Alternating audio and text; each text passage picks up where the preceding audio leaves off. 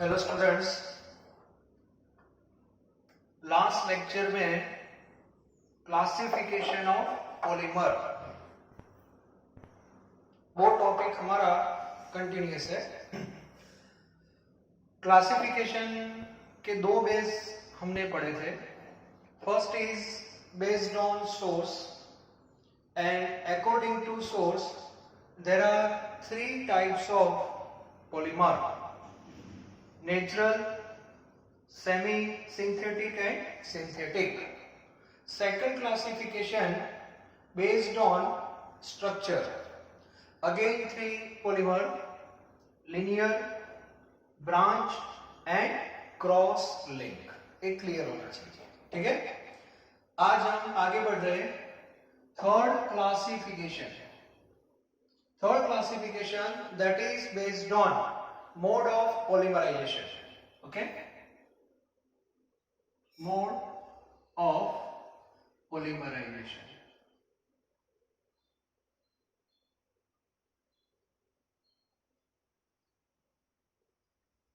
Now, according to mode of polymerization, there are two types of polymer, only two. One that is addition polymer and second that is condensation polymer. Addition and condensation. दोनों के बीच का basic difference क्या है वो मैं आपको बता रहा हूं पहले। तो सबसे पहले first one that is A and that is addition.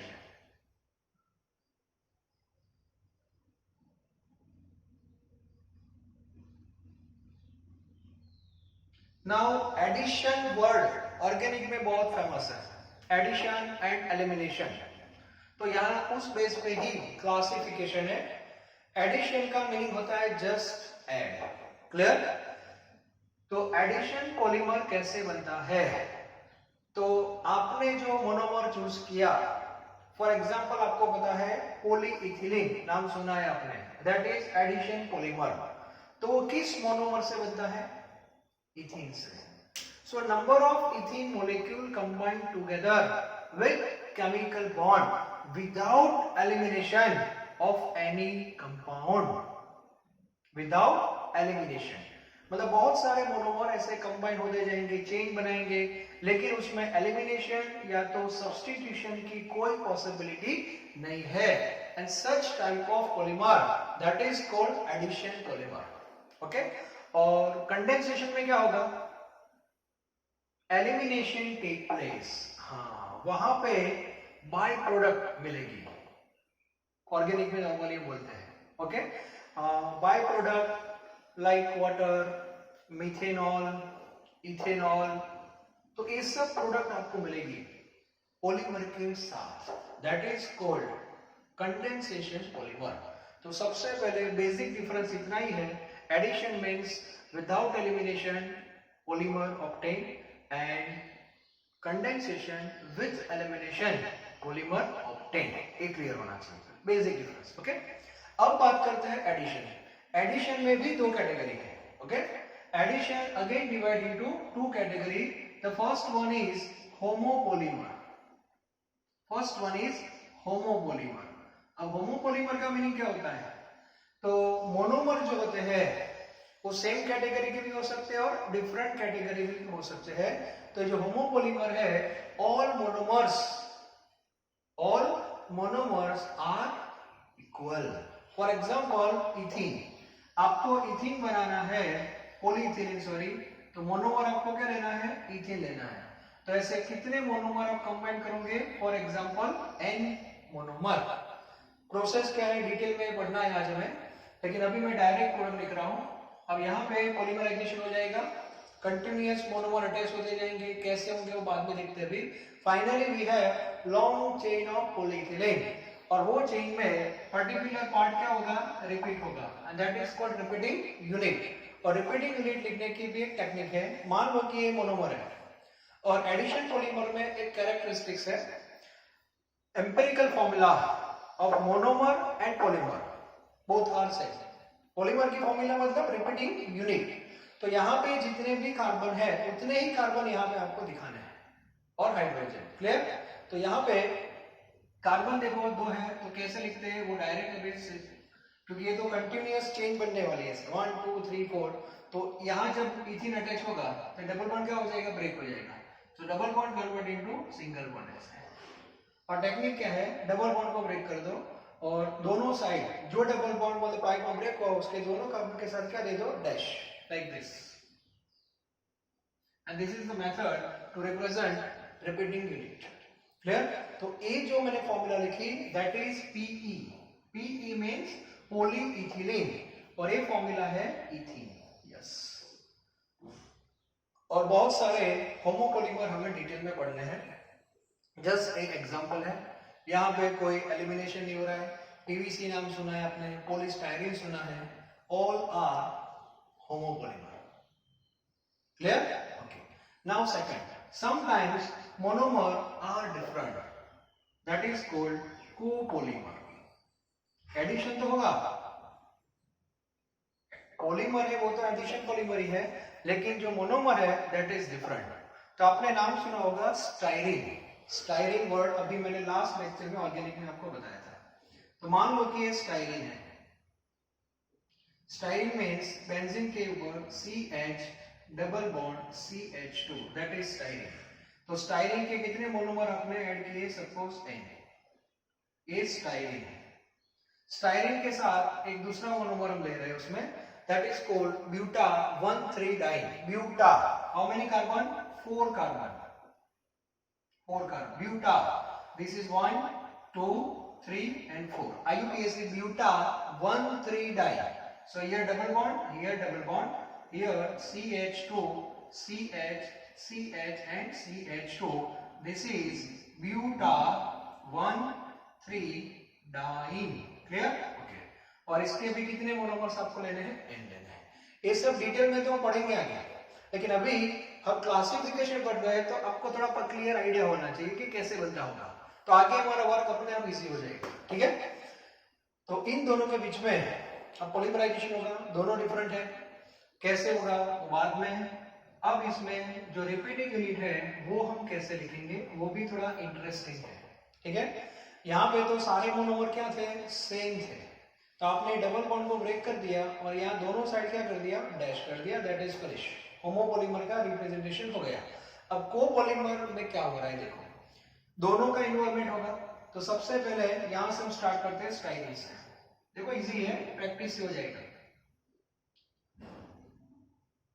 चलो एक बात फिक्स है, ए डबल बॉन्ड यहां से ब्रेक होगा कि नहीं, और जैसे ही डबल बॉन्ड ब्रेक होगा तो ए कार्बन है इसके यहाँ पे क्या हो जाएगा, डैश, लाइक दिस। तो CH डैश हो गया। क्लियर? अब क्या होगा, देखो यहाँ डैश हो गया। अब ए कार्बन और ए कार्बन के बीच में बॉन्डिंग होगा कि नहीं, तो बॉन्डिंग होगा इन दोनों के बीच में होगा। अब बॉन्डिंग जब होगा, अब इसकी इफेक्ट आगे देखो कैसे आएगी। CH2 का बॉन्डिंग होगा CH2 के साथ। ओके? अब जैसे यहाँ पे बॉन्डिंग हो गया, एक कार्बन की वैलेंसी कितनी हो जाएगी, 5। बात समझ आ रही है? हाँ, यहाँ बॉन्डिंग होगा इन दोनों के बीच में, तो एक कार्बन की वैलेंसी हो गई 5। तो यहाँ से पाई बॉन्ड के इलेक्ट्रॉन मतलब पाई बॉन्ड यहाँ पे शिफ्ट होगा, यहाँ से इधर। क्लियर? तो यहाँ से पाई बॉन्ड इधर चला गया, तो यहाँ पे हो गया सिंगल बॉन्ड CH। अब यहां से पाई बॉन्ड इधर शिफ्ट हुआ, तो यहाँ पे डबल बॉन्ड आ गए। यहाँ पे डबल बॉन्ड आएंगे, ए कार्बन की वैलेंसी 5 हो जाएगी, तो होगा क्या, ए बॉन्ड यहाँ से ब्रेक हो जाएगा और यहाँ इसके साथ डैश में कन्वर्ट हो जाएगा। लेकिन एक डबल बॉन्ड यहाँ पे आपको मिलेगा, CH double bond CH, yes, then single bond CH2 and dash, like this. फिर से एक बार देखो, इन दोनों को कनेक्ट करना है, सिंपल है, इन दोनों को यहां से कनेक्ट करना है, तो उसकी इफेक्ट कहां पे आएगी, तो ए पाई बॉन्ड का डैश इधर चला गया। क्लियर? हाँ। फिर ऐसा डायरेक्ट नहीं करना है कि इसका इधर चला गया, यहां से सीरीज स्टार्ट हो जाएगी, यहां से इसका जब कनेक्शन होगा तो ये पाई इधर शिफ्ट हो जाएगा और इसके इलेक्ट्रॉन वहां डैश में चले जाएंगे, दैट इज इंपॉर्टेंट। क्लियर? तो ए जो है दैट इज ए पार्ट जो उसमें स्टाइरीन भी है और ब्यूटाडाइन भी है, and that is called styrene butadiene rubber, styrene butadiene rubber, और इसको ब्यूना SD बोलते हैं, Buena S. So this is a example of copolymer. So what is the difference between these two? Difference means in that case all monomers are equal. Okay, and here all monomers, it means different types of monomer involved, styrene and buta-1,3-diene. And what is the similarity between these two? There is no elimination in this process because this is addition, just add. Clear? और इस base पे chain बनेगी. तो ये आपका हो गया addition polymer. Now another that is a condensation. अब कंडेंसेशन में क्या होगा वो आप देखो. कंडेंसेशन में एलिमिनेशन की पॉसिबिलिटी हो जाएगी. उसके लिए मुझे एक एग्जांपल लेना पड़ेगा. Now another that is condensation B.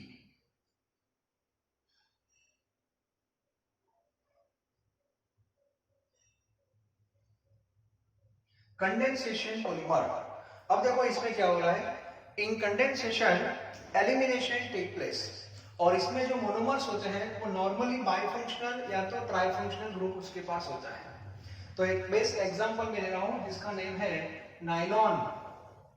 इस सब हमें बाद में भी पढ़ना है लेकिन अभी से भी आपको क्लियर करना है. नाइलॉन 66. तो नाइलॉन 66 जो है वो कंडेंसेशन पॉलीमर है. इसमें भी दो मोनोमर इन्वॉल्व है. वन दैट इज HMDA, ऐसा बोलते हैं. HMDA शॉर्ट फॉर्म है हेक्सामिथिलीन डाइएमाइन मीथिलीन. मिथिलीन का मीनिंग होता है CH2. मीथेन की फॉर्मूला है CH4. मिथाइल CH3- और मिथिलीन CH2. तो CH2 वो मिथिलीन है. अब कितने मिथिलीन? हेक्सा. हेक्सा मतलब 6. मतलब बीच में CH2 CH2 CH2 CH2 ऐसे 6 हो गए और लास्ट में हेक्सा मिथिलीन हो गया. डाइअमाइन. Amine means NH2. तो यहां पे सपोज NH2 है. ओके, तो हेक्सा मिथिलीन डाइअमाइन है. अब इसके कितने मोनोमर? N. सेकंड जो मोनोमर है यहां पे that is adipic acid. Adipic acid. Adipic acid की फॉर्मूला है CH2. यहां जो 6 थे इसकी जगह यहां पे 4 होता है. याद रखने की टेक्निक है. ओके, और एसिड मतलब कौन सा ग्रुप होगा यहाँ पे? COOH. दोनों साइड फंक्शन ग्रुप है. यहां भी दोनों साइड फंक्शन ग्रुप है. तो ए है एडिपिक एसिड. इसके भी कितने मोल्स आपको लेने हैं? N. अब यहाँ पे पॉलीमराइजेशन की प्रोसेस होगी विथ मैकेनिज्म. मैकेनिज्म क्या है वो बाद में. अब फाइनली आपको जो प्रोडक्ट मिलेगी that is polymer. Okay, process start हो गई और जो पॉलीमर मिलेगा उसकी फॉर्मूला आगे भी मैंने बताया था किस फॉर्म में होती है. रिपीटिंग यूनिट के फॉर्म में हो रही है. अब इसमें एलिमिनेशन हो रहा है. अब एलिमिनेशन कहां से होगा? So here removal of H2O. If you consider in the form of N, then N moles of water removed. अब वाटर निकला मतलब 2 हाइड्रोजन और 1 ऑक्सीजन. तो हाइड्रोजन कहां से निकलेगा और ऑक्सीजन कहां से निकलेगा वो आपको पता होना चाहिए. ओके, तो टेक्निक क्या है देखो. ये NH2 है उसमें से H निकलेगा H और यहां से OH. तो आपको यहाँ पे सर्कल बनाना है. यहां से OH और यहाँ पे एक H. एक क्लियर होना चाहिए. जब ये दोनों कंबाइन हो गए तब तो वाटर निकल गया. ओके, फिर यहाँ पे दूसरा कौन आएगा? ए एडिपिक है तो उसके साथ कौन आएगा? HMDA.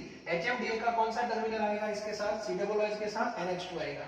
बात समझ में आ रही है? ओके, तो यहाँ से कौन निकलेगा? OH और यहाँ से H. तो फिर से बॉन्डिंग होगा. तो ऐसे HMDA के साथ एडिपिक के साथ HMDA कंटिन्यूअस ऐसी चेन होती रहेगी. और जब दो मोनोमर कंबाइन होंगे तो बीच बीच में से वाटर वाटर वाटर वाटर ऐसे निकलता जाएगा. Clear? Or finally we have one chain. And if you analyze this chain, then you have to consider repeating unit. Okay? तो repeating unit आपको डायरेक्ट कैसे लिखना है वो भी मैं आपको बता दूं. चलो सबसे पहले आपको भी पता है जनरल फॉर्म में लिखना है. तो ANH2 में से भी H निकलेगा. ये क्लियर है. यहाँ से कौन निकलेगा? OH, वो भी क्लियर है. तो रिमेनिंग पार्ट आपको लिखना है बस. और यहाँ से स्टार्ट करो डैश. AH चला जाएगा कंटिन्यूअस. हाँ, तो यहाँ पे कौन रहेगा? NH. Then CH2 6. Then NH. Then यहाँ से हाँ CO means like this. Okay. Then CH2 4 and here C double bond O dash like this. तो ये फॉर्मूला होगी और ये जो स्ट्रक्चर मैंने लिखा दैट इज नायलॉन 6-6। आप बोलोगे सर ये 6-6 का मीनिंग क्या होता है? तो जो रिपीटिंग रीट है उसमें दोनों मोनोमर का इन्वॉल्वमेंट होना चाहिए, इसका भी होना चाहिए और इसका भी होना चाहिए। और दोनों ही पार्ट में कार्बन आप चेक करो, ये जो पार्ट है HMDA का पार्ट है, इसके 6 कार्बन आ गए और इसके भी देखो तो 6 आ गए, ये 4 है और 5 और 6, दैट इज कॉल्ड नायलॉन 6-6। और आगे जाके अभी से मैं आपको बता दूं, this portion NHCO group is known as amide group. ये अमाइड का फंक्शनल ग्रुप है और इसीलिए इसको पॉलीअमाइड भी बोलते हैं। Nylon 6-6 that is in which category? That is polyamide, क्योंकि उसमें CONH ग्रुप है। आगे आपने वर्ड सुना है पॉलीएस्टर, तो वहां पे एस्टर ग्रुप आपको मिलेगा, वो भी एक फाइबर ही है और ये भी एक फाइबर है। तो ये जो प्रोसेस है दैट इज कंडेंसेशन पॉलीमराइजेशन। एक एग्जांपल है, आगे प्रिपरेशन आप पढ़ोगे तो उसमें दूसरे एग्जांपल आपको मिलेंगे। Clear? So this is a classification based on mode of polymerisation. Clear? There are two category, addition and condensation. In addition, again divide into two category, homopolymer and copolymer. Is it clear? Okay. Now third classification is over. Okay.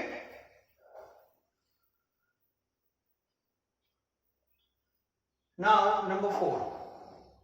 अभी हम classification के पर एक एक example भी ले रहे हैं। आगे बहुत सारे पॉलीमर आपको इंडिविजुअल पढ़ने मैंने कल बताया था प्रिपरेशन के बेस पे, इसमें सब फिर से रिपीट होगा। ओके, डोंट वरी, अभी आपको बेस क्या है वो पता होना चाहिए। Number 4, again classification based on इंटरमोलेक्युलर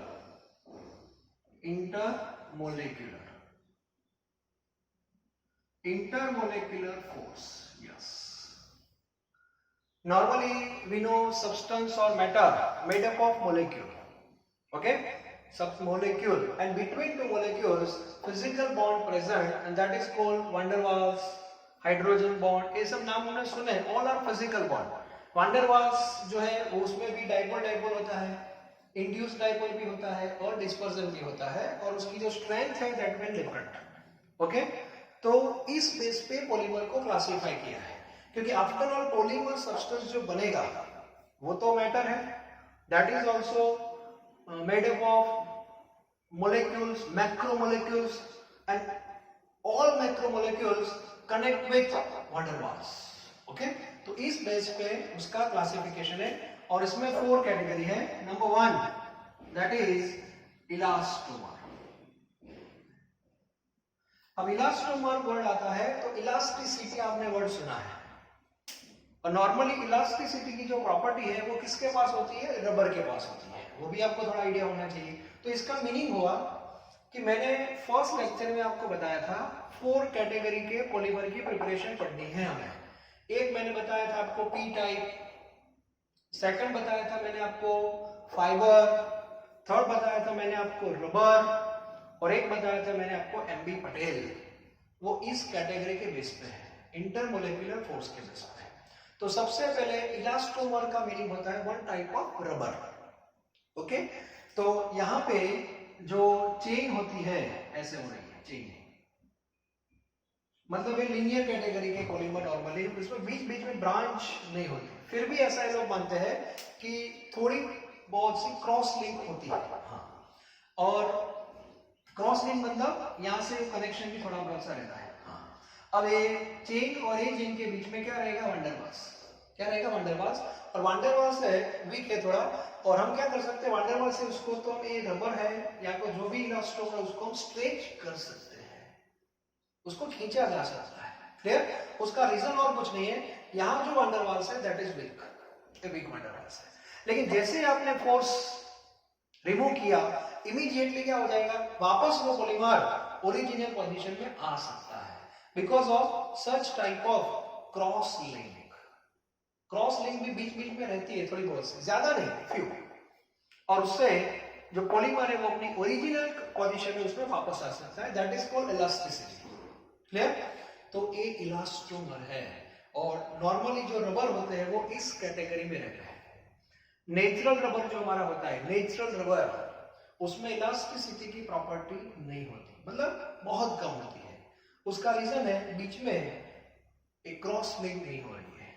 लेकिन जब उसका वल्केनाइजेशन होता है, वल्केनाइजेशन में क्या होता है, बीच बीच में सल्फर आ जाता है, लाइक दिस, यहाँ क्रॉस लिंक के बेस पे, ठीक है। तो सल्फर आने से इलास्टिसिटी की जो प्रॉपर्टी है that will improve, and that sulphur is that rubber is known as vulcanised rubber. Clear? तो मेन जो इलास्टोमर है, मान लो कि इलास्टिसिटी की प्रॉपर्टी कम है, इसका रीजन होगा कि उसमें क्रॉस लिंक नहीं है, और जैसे ही उसमें क्रॉस लिंक आपने ऐड कर दिया बाय मॉडिफिकेशन, तो उसमें इलास्टिसिटी प्रॉपर्टी आ जाएगी। क्लियर? That is elastomer. लेकिन वैन डर वाल्स जो है दैट इज टोटली वीक, और वीक है इसीलिए आप वो पॉलीमर को ऐसे स्ट्रेच कर सकते हो। क्लियर? ओके। बी, बी मतलब इसमें याद रखना है रबर कैटेगरी इसमें आ जाएगी। ओके। बी कैटेगरी है that is a fibre. Fibre जो है, फाइबर उसमें क्या हो रहा है, उसमें भी ऐसे चेन ही है लाइक दिस। ओके। लेकिन यहां दो चेन के बीच में जो वैन डर वाल्स है that is strong. Van der Waals that is the universal, ये सबको पता है। वैन डर वाल्स तो रहता ही है, वैन डर वाल्स है वो तो यहाँ पे है, प्लस इसमें साथ में कौन सा बॉन्ड होता है, हाइड्रोजन बॉन्ड। इन दो बॉन्ड का कॉम्बिनेशन हो जाता है, और इसीलिए ये जो मैटर है, पॉलीमर है, दैट बिकम्स हार्ड। मतलब स्ट्रेच आप कर सकते हो लेकिन वो ब्रेक नहीं होगा। That is a fibre. और जितने भी फाइबर हमारे पास है, नायलॉन 6 है, नायलॉन है, टेरेलिन है, all comes in this category. मतलब फाइबर में वैन डर वाल्स है वो स्ट्रॉन्ग है फाइबर में, मतलब ये फिजिकल बॉन्ड स्ट्रॉन्ग है। यहाँ पे वैन डर वाल्स जो है वो वीक है, एक क्लियर होना चाहिए। ओके। याद रखना जितने भी रबर है वो इसमें आ गए, फाइबर इसमें आ गए। ओके। अब कैटेगरी आती है सी। सी दैट इज ये नाम सुना होगा आपने, थर्मोप्लास्टिक। थर्मोप्लास्टिक। ओके। नाम ही उसका प्लास्टिक है, और आपके घर में जो बकेट है, बहुत सारे आपने ऐसे इक्विपमेंट बोले जो भी है that is made up of plastic, तो ये थर्मोप्लास्टिक है। थर्मोप्लास्टिक में भी वैन डर वाल्स है, लेकिन वैन डर वाल्स की जो स्ट्रेंथ है थर्मोप्लास्टिक में, वो थर्मोप्लास्टिक के वैन डर वाल्स की स्ट्रेंथ इलास्टोमर से ज्यादा होती है, इलास्टोमर से ज्यादा होती है, और फाइबर से कम होती है। एक क्लियर होना चाहिए। ओके। मतलब इन बिटवीन, नंबर 1। सेकंड, इसमें बीच बीच में ब्रांचेस भी होती है, बीच बीच में ब्रांचेस रहती है, मतलब इस टाइप का रहेगा जो हमने पढ़ा था, वो ब्रांच वाले होते हैं, ब्रांच यहाँ पे रहेगी। और एक प्रॉपर्टी है, उसको हीटिंग या कूलिंग करने से प्रॉपर्टी में कोई वेरिएशन नहीं आता, दैट इज कॉल्ड थर्मोप्लास्टिक। और जितने भी पी टाइप वाले हैं, पी टाइप वाले मतलब पीवीसी, पॉलीइथिलीन जो मैंने नाम बताए थे, वो सब थर्मोप्लास्टिक में रहते हैं। ओके। तो इसमें ब्रांच जो मोलेक्यूल है वो ब्रांच टाइप का रहेगा। ओके। ये दोनों में लीनियर टाइप के होते हैं, ये दोनों में लीनियर, नॉर्मली ब्रांच नहीं होती। हाँ, इसमें भी बीच में हम क्रॉस लिंक सेट कर सकते हैं, यहाँ नहीं है, ठीक है, फाइबर में। Now D category that is thermosetting. Thermosetting, thermosetting का मीनिंग क्या होता है, एक बार जब ये बनता है तो लिक्विड फॉर्म में होगा, फ्लूइड फॉर्म में होगा, लेकिन एक बार जब वो सेट हो गया सॉलिड फॉर्म में, तो बाद में उसका स्टेट आप चेंज नहीं। थर्मोसेटिंग, सेटिंग मतलब एक बार हीटिंग से वो सॉलिड फॉर्म में आ गया, फिर उसको हम चेंज नहीं कर सकते। ओके। वापस उसको लिक्विड फॉर्म में नहीं ला सकते, इसको हम ला सकते हैं। इसको हीटिंग से सॉफ्ट हो सकता है, बाद में कूलिंग से हार्ड भी हो सकता है, इसमें ऐसा नहीं होगा। ओके। तो ये थर्मोसेटिंग है, और थर्मोसेटिंग के जो एग्जांपल होते हैं, पहले उसका जो स्ट्रक्चर है वो इस टाइप का है, that is like cross link. हाँ, इसमें क्रॉस लिंक होता है, और इसीलिए वो हार्ड होता है। चेन की लेंथ ज्यादा नहीं होती, लेकिन क्रॉस लिंक होता है, और इसलिए पूरा स्ट्रक्चर रिजिड हो जाता है। और आपके घर में जो स्विच बोर्ड है, switch board that is actually bakelite, Bakelite नाम सुना है? बैकेलाइट हमारे घर पे जो स्विच बोर्ड होते हैं वो बैकेलाइट से बनता है। और जो खाने की जो डिश रहती है, प्लेट जिसमें हम खाना लेते हैं, मेलेमाइन, ऐसा नॉर्मली बोलते हैं कि मेलेमाइन का है, दैट इज ऑल्सो थर्मोसेटिंग। तो आगे इन क्लासिफिकेशन को मैं इंपॉर्टेंस दे रहा हूँ according to theoretical point of view, क्योंकि थ्योरी के बेस पे यदि कोई क्वेश्चन आ रहा है तो इंपॉर्टेंट है। इसमें जो एग्जांपल्स है वो आपको ऐसे प्रिपरेशन के फॉर्म में दिखाने की जरूरत नहीं है, जो आगे हमने दिखाया था वैसे। Therefore this question is totally important for theoretical base। और इसमें वैन वाल्स है उसके बारे में थोड़ा आपको दिखना है। मोलेक्यूल है उसका टाइप कैसा होता है, जैसे दोनों में लीनियर टाइप का होता है नॉर्मली, यहाँ पे ब्रांच्ड है और यहाँ पे क्रॉस लिंक है। जो आगे हमने स्ट्रक्चर पढ़ा था ना उसकी बात कर रहा हूँ। ओके, तो एक क्लियर होना चाहिए। वैन वाल्स यहाँ पे वीक है, यहाँ पे स्ट्रॉन्ग है, यहाँ पे उस टाइप का। यहाँ पे वैन वाल्स वर्ड हम यूज नहीं करेंगे क्योंकि ऑलरेडी ये क्रॉस लिंक है। सारे जो चेन है वो ऑलरेडी कनेक्टेड है, केमिकल बॉन्ड से कनेक्टेड है, तो यहाँ पे वैन वाल्स का कोई इंपॉर्टेंस नहीं रहता। लेकिन ये तीन जो है उसमें वैन वाल्स का इंपॉर्टेंस रहेगा। ठीक है, यहाँ भी वैन वाल्स होगा, यहाँ भी वैन वाल्स होगा, ये सब वैन वाल्स है। Van Waals means intermolecular attraction force. Clear, यहाँ पे वीक रहेगा, यहाँ पे स्ट्रॉन्ग रहता है, ये क्लियर होना चाहिए। और ये जो वैन वाल्स है वो इसकी कंपेयर में स्ट्रॉन्ग, लेकिन इसकी कंपेयर में वीक रहेगा। क्लियर। अब मैं लास्ट पॉइंट में आपको बता दूं, आगे हमें जो प्रिपरेशन पढ़नी है, जो मैंने 4 कैटेगरी आपको बताई थी उसको यहाँ में सेट कर रहा हूँ। तो अभी से माइंड में सेट कर देना, जितने भी हम रबर पढ़ेंगे, रबर वो सब इस प्रॉपर्टी में आएंगे, इलास्टोमर में आएंगे। बाद में फाइबर इटसेल्फ इन कैटेगरी, जितने भी फाइबर है, नायलॉन, सिल्क, टेरेन, ये सब यहाँ पढ़ेंगे। थर्मोप्लास्टिक मतलब जितने भी हमारे पी टाइप के हैं वो सब थर्मोप्लास्टिक में आएंगे। ओके, और थर्मल सेटिंग में एमबी पढ़ेगा। क्लियर हो गया कि नहीं? तो इसका मीनिंग हुआ पीवीसी आप पढ़ोगे तो वही कैटेगरी का होगा। तो पीवीसी में जो विनाइल क्लोराइड से जो चेन बनेगी वो ब्रांच होगी, ऐसा क्लियर हो जाएगा। फाइबर में विदाउट ब्रांच, और इसमें जो नेचुरल है रबर उसमें ब्रांच नहीं होगी, मतलब क्रॉस लिंक नहीं होगा। लेकिन वल्केनाइज में ये लोग क्रॉस लिंक सेट कर देते हैं। ठीक है, तो इलास्टिसिटी की प्रॉपर्टी थोड़ी क्या हो जाए, इंप्रूव हो जाए इसलिए। क्लियर? तो ये जो हमारा है that is based on intermolecular force. Now last one that is a growth polymerization. Okay, मतलब पॉलीमराइजेशन की जो प्रोसेस है, उसकी जो चेन है, उसका ग्रोथ कैसे हो रहा है। Okay, so the last one number 5 that is growth polymerisation.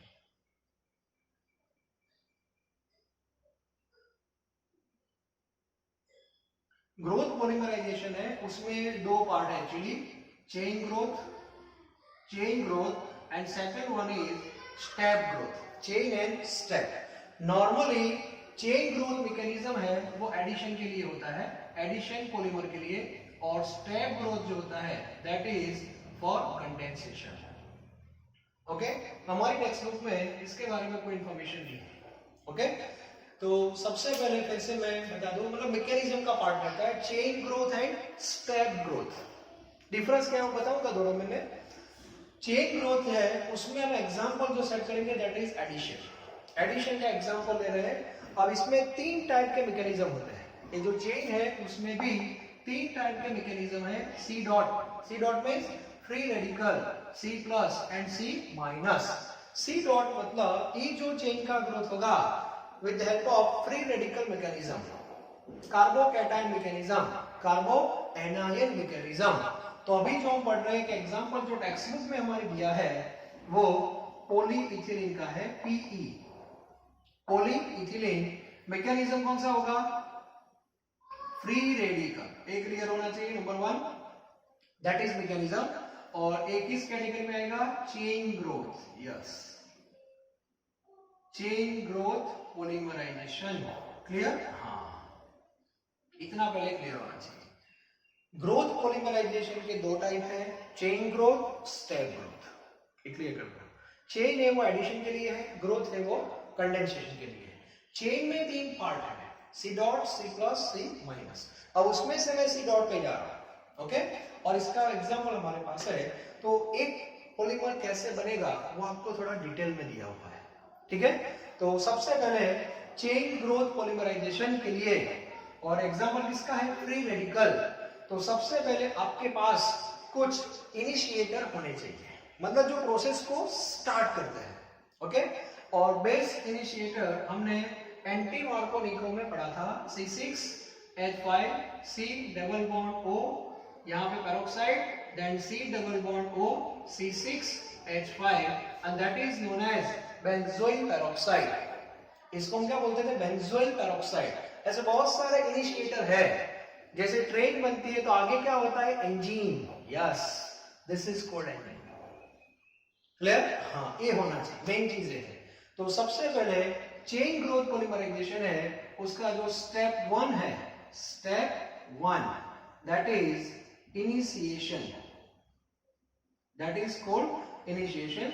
मतलब हम सबसे पहले हमें इंजन को प्रिपेयर करना है, और वो इंजन जब एक्टिव होगा तब वो मोनोमर को इंड्यूस करेगा अनस्टेबल फॉर्म में, ठीक है। सबसे पहले देखो एक सिंपल लॉजिक है, इथीन से बनाना है CH2 डबल बॉन्ड CH2।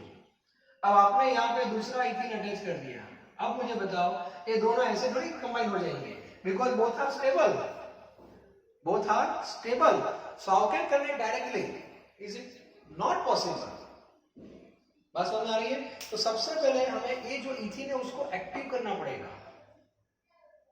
कि वो चेंज के लिए रेडी हो जाए। हाँ, और उसको एक्टिव कौन करेगा, इंजन, यस। तो हमारे पास ये होना चाहिए। तो रिएक्शन जब स्टार्ट हो रहा है तो सबसे पहला स्टेप होता है इनिशिएशन। अब उसमें देखो क्या हो रहा है, ये जो हमारी फॉर्मूला है C6H5, ये हमने एंटी मार्को में पूरा पढ़ाई है, आपको पूरा आइडिया है कि फिशन कहाँ पे होता है। और ऐसे सबसे पहले मुझे बताओ फिशन कहाँ पे हुआ था, यहाँ पे। कौन सा फिशन हुआ था, होमोलिटिक फिशन। तो यहाँ से भी दो इलेक्ट्रॉन थे, एक आ गया था इसके पास और ये आ गया था इसके पास। सो ये दोनों पार्ट तो सेम ही है। So we have 2 moles of C6H5 C double bond O oxygen. Oxygen के पास अपने ये दो इलेक्ट्रॉन तो थे, 2 लोन पेयर तो थे, और एक ऊपर से आ गया, that is here like this, okay. अब दूसरा फिशन फिर से हुआ था, याद करो कहां से हुआ था, नेक्स्ट फिशन वो भी यहां से हुआ था, यहां से। अब यहां से जब फिशन हुआ था तो यहाँ पे 2 इलेक्ट्रॉन थे, तो ये कार्बन को मिला और एक मिला फिनाइल को। कार्बन वाला जो है और ये दोनों कंबाइन हो जाएंगे and that is CO2, 2 moles of CO2 निकल गए थे, and we have 2 mole C6H5 dot and that is called phenyl free radical. तो फिनाइल फ्री रेडिकल जो है वो प्रोसेस जो है हमारे, उसका वो चार्ज उसके पास रहेगा, ठीक है। अब ये 2 इंजन याद रखना, 2 इंजन, अभी मैं एक इंजन ले रहा हूं C6H5। अब ये C6H5 इथीन के सामने आएगा, CH2 double bond CH2 like this. हाँ, अब ये तो स्टेबल था, इसको तो कोई इंटरेस्ट नहीं है चेन बनाने में, क्योंकि वो तो स्टेबल हो गया है, लेकिन सामने जो डॉट है वो इसको इंड्यूस करेगा। हाँ, अब होगा क्या मुझे बताओ। अब ये डॉट है, बॉन्डिंग के लिए दूसरा डॉट चाहिए, तो कहां से मिलेगा, तो ये जो पाई बॉन्ड है वो ब्रेक हो जाएगा, यस, और पाई का एक इलेक्ट्रॉन इसके पास हो जाएगा, इट मींस C6H5 यहां से बॉन्डिंग हो गया, यस, देन CH2 और ये डॉट इधर शिफ्ट हो गया, क्योंकि एक इलेक्ट्रॉन इधर आ गया बॉन्डिंग के लिए, तो दूसरा इलेक्ट्रॉन इसके पास आएगा, यस, और यहाँ पे हो गया सिंगल बॉन्ड। तो ये जो बना, यहां से चेन स्टार्ट हो रही है, ये इंजन है ट्रेन का, और पीछे एक डिब्बा अटैच हो गया, क्लियर। तो सबसे पहले हमें इंजन को रेडी करना है, तो सबसे पहले मैंने इंजन बनाया, और engine that is called initiator, okay, वो ऐसे बनता है, और वो डॉट वाला इंजन है, तो पूरा मैकेनिज्म डॉट को ही फॉलो करेगा। यदि आपका इंजन प्लस वाला है तो कार्बोकैटायन के बेस पे मैकेनिज्म होगा, आपका इंजन माइनस वाला है तो कार्बो एनायन से आपकी चेन बनेगी। तो हमारी टेक्स्ट बुक में C डॉट वाला एक एग्जांपल दिया है, क्लियर, ओके। तो ये स्टेप है that is initiation, clear, okay. अब सेकंड स्टेप आ रहा है, अब तो सिंपल हो गया। सेकंड स्टेप जो है दैट इज प्रोपेगेशन। अब तो चेन बढ़ेगी। अब इंजन जो था C6H5 CH2 डॉट, ये था। अब इसके साथ एक दूसरा मोनोमर आ गया CH2 डबल बॉन्ड CH2। चलो अब क्या होगा बताओ, फिर से सेम कॉन्सेप्ट, ए पाई का एक इलेक्ट्रॉन इधर शिफ्ट हो जाए, फिशन, कंटिन्यूअस फिशन होता रहेगा, one type of homolytic fission.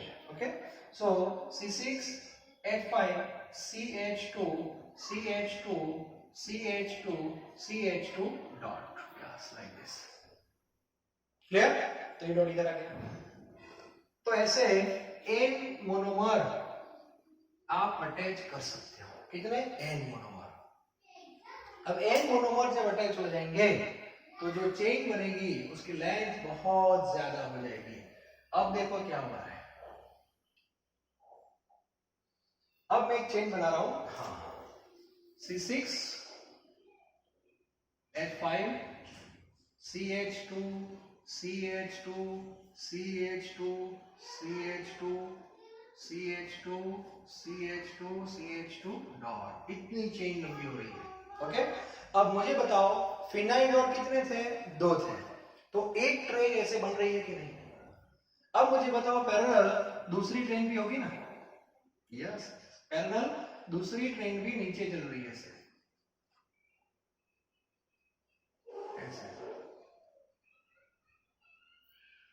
एक चेन ऊपर जा रही है, दूसरी चेन नीचे जा रही है, दैट इज अ प्रोपेगेशन. दोनों चेन अपने अपने आगे बढ़ रही है. अब ये दोनों इंजन जो है वो देख रहे हैं कि हाँ बहुत सारे डिब्बे अटैच हो रहे हैं दोनों के पास. ठीक है, अब ये दोनों कुछ प्रोसेस के बाद मैंने बताया था टर्मिनेशन आता है, क्योंकि एक लिमिटेशन आ जाती है. ओके, और टर्मिनेशन में भी क्या हो रहा है वो देखो, स्टेप 3. अब स्टेप 3 जो हो रहा है that is called termination. That is called termination. Now what happen in termination?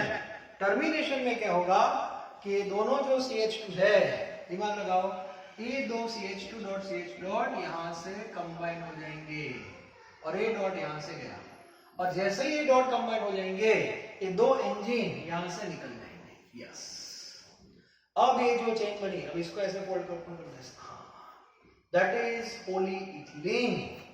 और इसका रिपीटिंग यूनिट क्या होगा? CH2 CH2 like this. ये उसका रिपीटिंग यूनिट है, क्योंकि उसमें मोनोमर और पॉलीमर के एम्पिरिकल फॉर्मूला सेम होनी चाहिए, मोलेक्युलर फॉर्मूला सेम होनी चाहिए. क्लियर? तो ये मैकेनिज्म है, सिंपल है. पहले इनिशिएशन आता है, इसमें एंजिन आपको बनाना है. एंजिन बनेगा वो 3 कैटेगरी में आता है, डॉट, प्लस, माइनस. ये डॉट वाला एंजिन है, तो आगे जो मोनोमर है उसको इंड्यूस करेगा. For which fission? Homolytic fission. आपका इंजन या तो प्लस माइनस वाला है तो मोनोमर को इंड्यूस करेगा. For which fission? Heterolytic fission. Clear? तो ए मैकेनिज्म है. तो पहले इनिशिएशन वाला स्टेप है, उसके बाद ये प्रोपेगेशन स्टार्ट हो गया. ये प्रोपेगेशन की 2 चेन मेरे बने क्योंकि 2 इंजन थे हमारे पास, और after some time propagation complete हो जाएगा और अपने आप कौन सा स्टेप हो जाएगा? टर्मिनेशन. इसमें दोनों फिर से कंबाइन हो जाएंगे तो चेन तो एक ही बनेगी, long chain of polyethylene. Clear? तो एक चेन है.